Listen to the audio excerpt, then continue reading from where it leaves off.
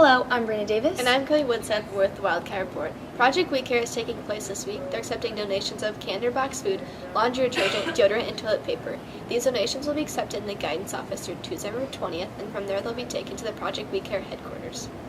And please help us help other families in need, especially for the holiday season. Every donation counts. Exactly. Speaking of the holidays, Thanksgiving's coming up. And Black Friday, which is the day after. Personally, I'm more excited for the food, but shopping's a perk too.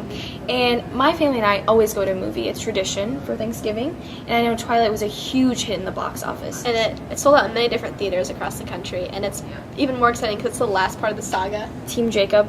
That's me. It's all the way. Yeah, go with Team Jacob. And a few weeks ago, Paranormal Activity opened the box office, and that was also a big hit. And we have a special report by Faith Cain about this supernatural activity around the Midwest. Hi, I'm Faith Cain, standing at the local graveyard. ORBS Omaha, meaning Omaha Research Beyond the Supernatural, is a ghost hunting group formed in Omaha that investigates paranormal activities throughout the Midwest region. Before the group was formed, each member had their own experiences with paranormal. And I remember coming out of my bedroom, looking down the spiral staircase and seeing people along the staircase and people in the ballroom dancing, so it was full-bodied apparitions. Of course, as a child, I didn't know what it was, so I ran back in my bedroom, pulled the blankets over my head, and went back to sleep. At the end of my bed, a blonde girl, I could see her perfectly, she had blonde hair, a cream-colored sweater, and a blue dress on. And she was just sitting at the end of my bed, and I could kind of see her in profile. And I'm kind of going, I'm reaching for my light to turn on my light and try and keep an eye on her, and as soon as I turned on the light, she was gone. My grandfather, he was ill. He had heart issues and cancer, and when he passed away, he lived in Italy, and when he passed away, I knew because he came to my house. My kids were sitting on the side of me playing, and he just sat right on down, and he looked at me and smiled. The members' paranormal experiences at first led to a curiosity and now turned into the group of ORBS Omaha. Decided, well, let's go ahead and do it as a group. So we actually took it as a recorder, went to the Wildcat murder house in June of 2007, and that's all we had. And came back with some voices on our digital recorder we couldn't explain, and that pretty much got us hooked. We're all just shocked with everything that we got. I think every bit of evidence that we picked up, every voice, every picture that maybe was out of the normal, I think we were all just shocked. Oh my gosh, we got something. We're doing it right. Yeah. And now here we are all these years later, and we know how we're supposed to do it. We've just kind of taught ourselves. And now it's not as shocking, I don't think. I mean, some of it is, but yeah, I think we were just, it was fun, and it's still fun. Into the Wildcat murder house, the Sally house in Atchison, Kansas, Joslyn Museum here in Omaha, Squirrel Cage. And some families contact us because they're terrified. Yeah. They are just they experience things, they see things, they hear things, and we go in and we investigate.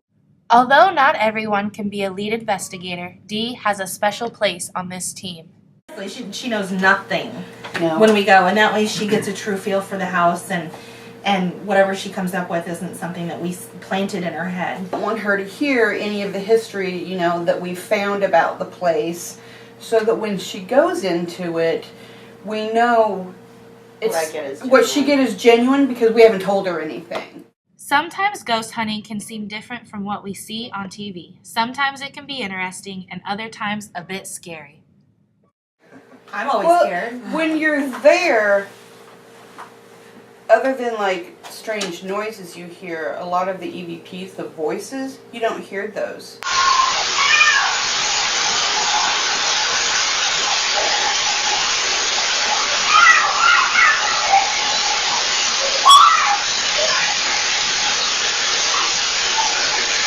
So you're just sitting there quietly, and to be blunt about it, it's actually kind of boring. You're just kind of sitting there asking questions into the air, In the dark, in the pitch dark, and you don't know what you're getting until later when Carrie reviews the evidence, and then it's like, oh my God, that's going on while I'm sitting there going, is there anybody here?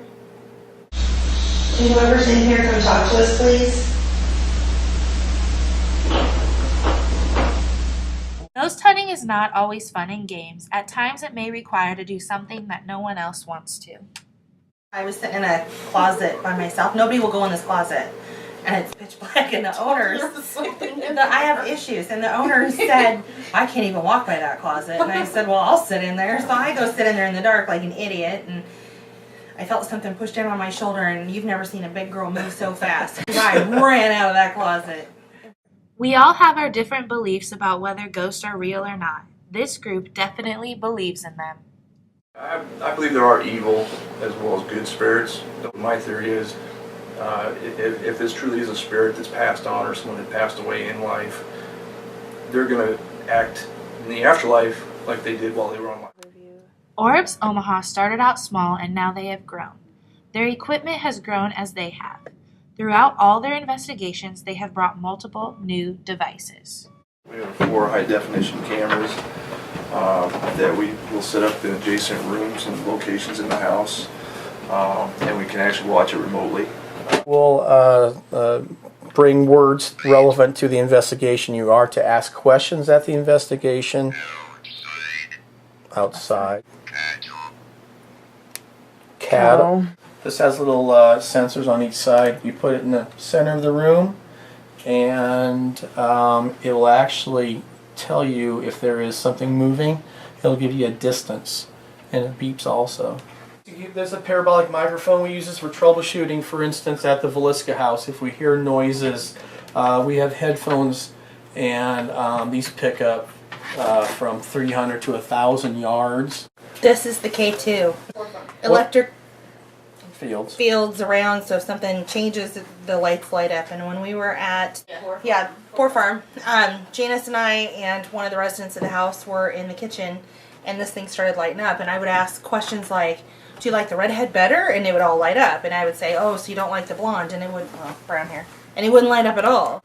We use this device at the Wildcat axe murder house, and it didn't react until 3 or 4 a.m. This thing actually had this repetitive sound like an axe hitting something. It was spooky.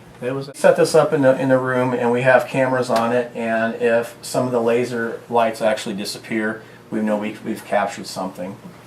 Whether we believe in ghosts or not, ORBS Omaha will keep searching for those ghosts. I'm Cain, and this is the Wildcat Report. And that's all we have for you today, Wildcats. This has been Brianna Davis and Kylie Widseth, the Wildcat Report.